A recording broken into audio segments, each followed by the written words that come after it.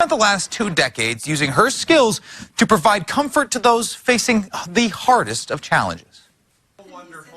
In the late 90s, Dee Jenkins was at church, where she was inspired by members of her congregation. People there were making blankets for cancer patients needing warmth and comfort during their treatment. I gave one to a man in the where I lived, and it just sounded like such a wonderful thing to do because it was so comforting. And after that first quilt, Jenkins was sold. For the past 25 years, she's made countless quilts, all of which have been donated free of cost to those experiencing the hardest of times. And what started as a small local project has since gone worldwide. They've been even to Taiwan and in Europe. They have been mailed by people who wanted them for some relative or a friend. Each quilt is unique, from the color scheme to the patterns, and even with unique messages on each blanket.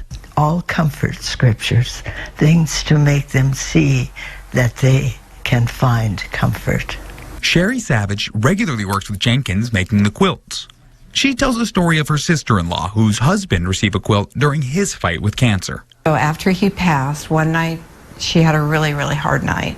She called me the next day and pretty much in tears, and she said, I woke up in the middle of the night just distraught and upset, and I grabbed that quilt and I read every scripture on it, and I was able to go to sleep. For Jenkins, leaving this lasting legacy of care and comfort proves to her that her labor of love is well worth the time. It's just a joy to know that somebody can do something to make their lives better.